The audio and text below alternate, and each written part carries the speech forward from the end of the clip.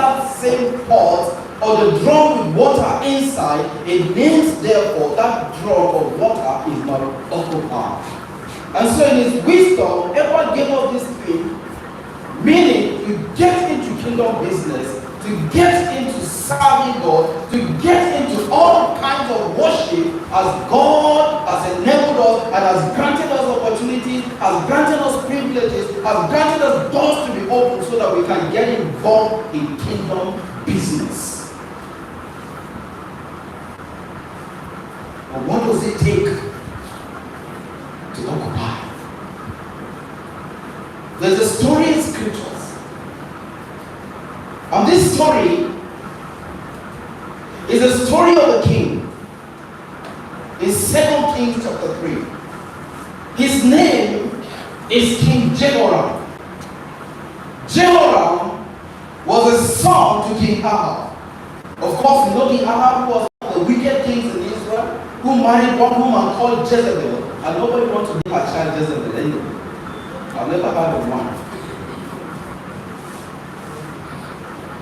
And so there was a problem. At the time when King Ahab was king in Israel, he gave a treaty, or there was a treaty between the Israelite or the Israelite kingdom and together with the Moabite kingdom, wherein they said the agreement was the king of Moab will be submitting royalty, will be submitting obeisance and respect to the king of Israel.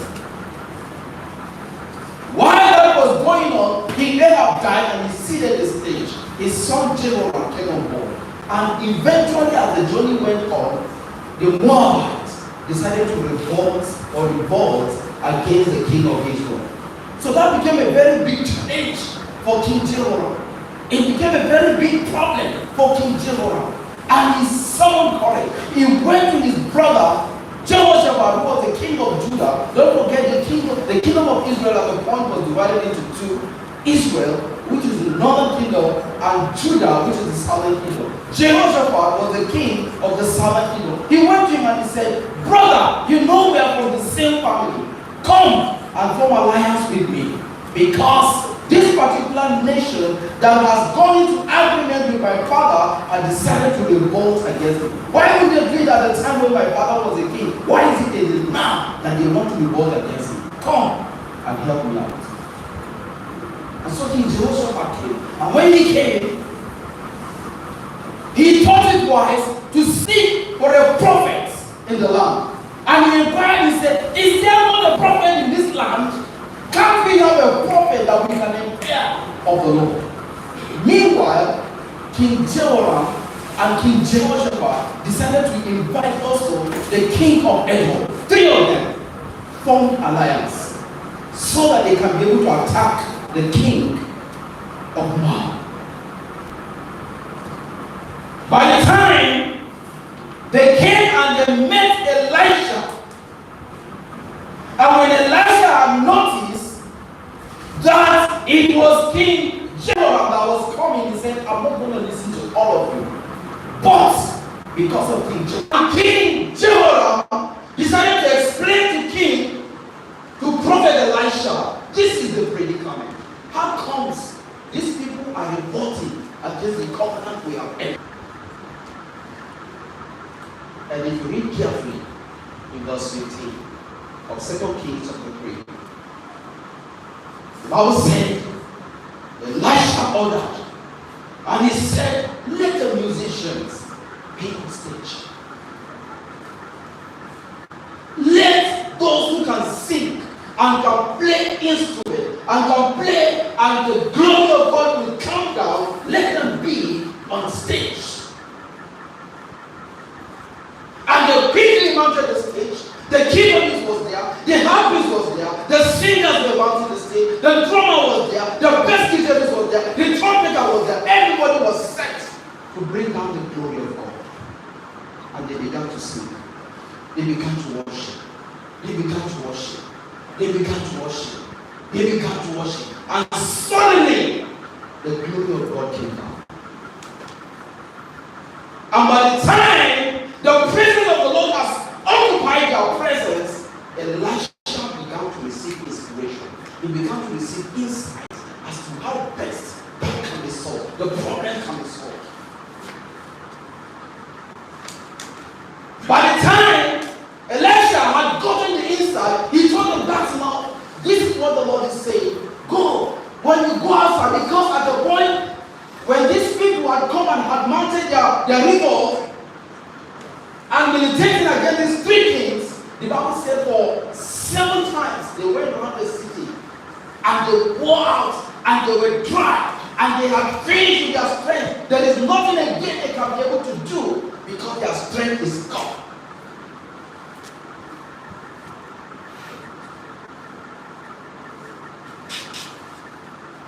Let me tell you, children of God, when you are in a challenge and you are in a predicament, your wisdom can fail. Did you hear me? Your skills can fail. And actually, it might even look so spiritual because these people have gone around the city trying to see how best they can strategize and deal with the Moabite. The Bible says 7 times. And you know 7 is the number of God. 7 is the number of God in the scriptures. And this 7 appear, the action appears more spiritual. You can have a form of spirituality, but you may not have the power therein. You can appear so spiritual, and you're thinking that your skin and your form of Christianity can be able to bring down the glory of God and occupy the space. No, excuse me.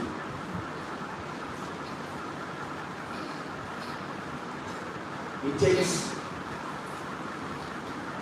a singer,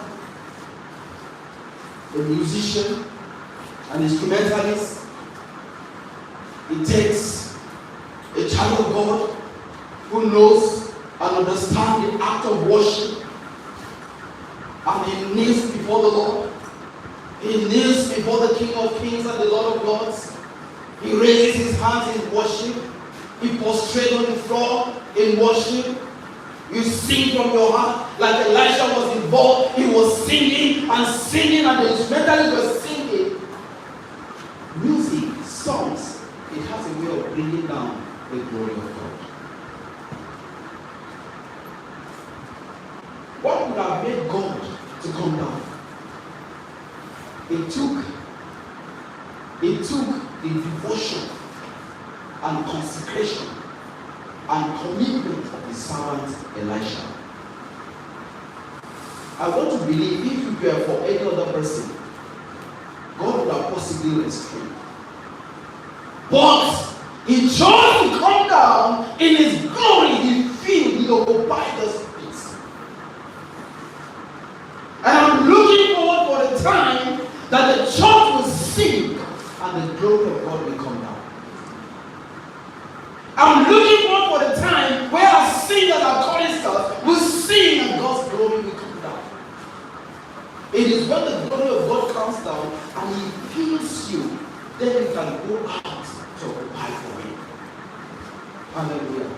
It is practically impossible for you to effectively occupy as long as the glory of God, the presence of God is lacking in your life.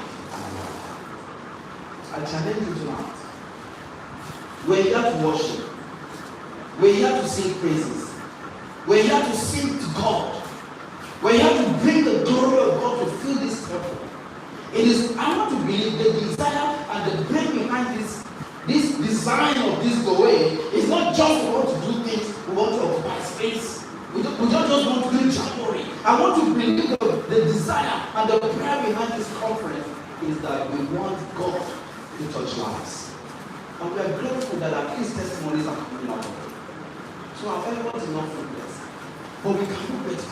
We can do more. When we live a life that completely surrenders to God and surrenders to his leadership, I tell you all the time the glory of God will come down.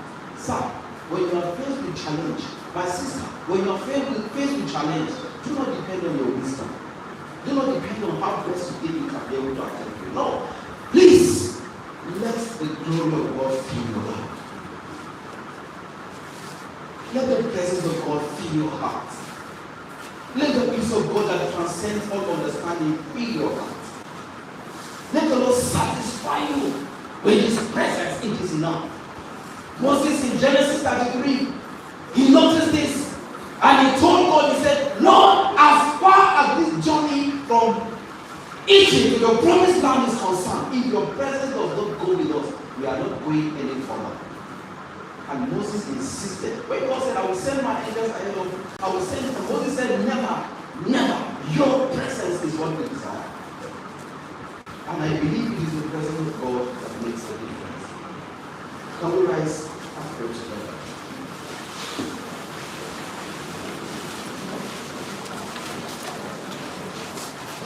There is so much with God, and He desires to release upon His children. But the challenge has always been, how many of us are sincerely seeking for His glory in our lives? How many of us are sincerely, honestly, truly seeking that, Lord, You will fill my heart? I hope you know that we are vessels. I hope you know that we are containers that need to be filled. I hope you know that we are containers that need to be occupied by God Himself. And when the Lord occupies us, then we can have effective ministry out there. Are you occupied? What is the state of your life? Or do you know how to scheme things very well?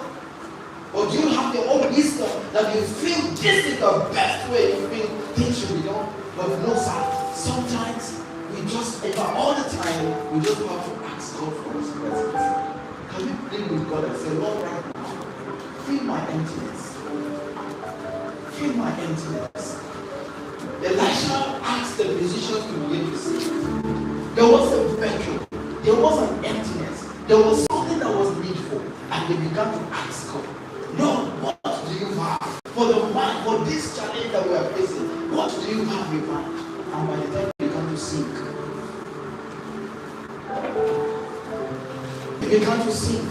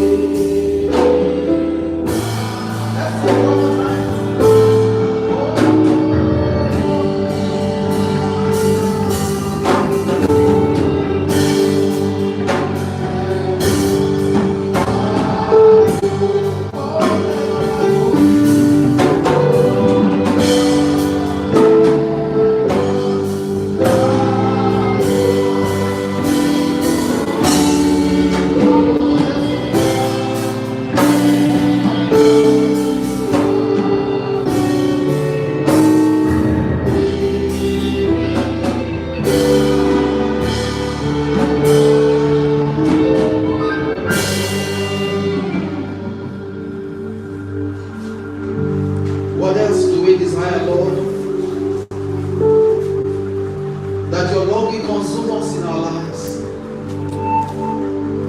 That you will fill this empty vessel with your holy presence, able to connect with the heavens.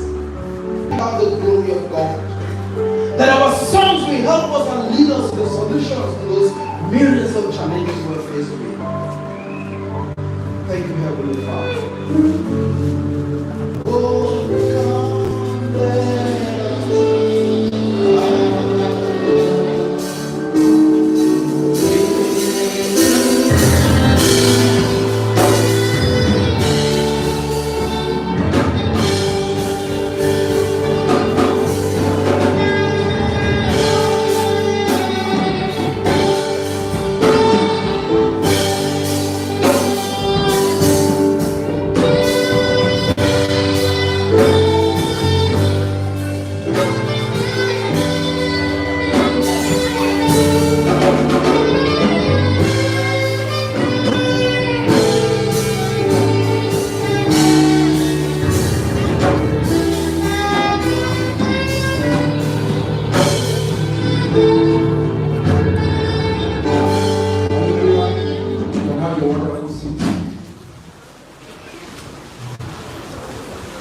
we have a song we want to sing this evening, starting volume of the books, and it's a kind reminder to do God's will, to go anywhere God. This will be a continuous clarion call for you in your heart in Jesus' name. As you listen, be blessed.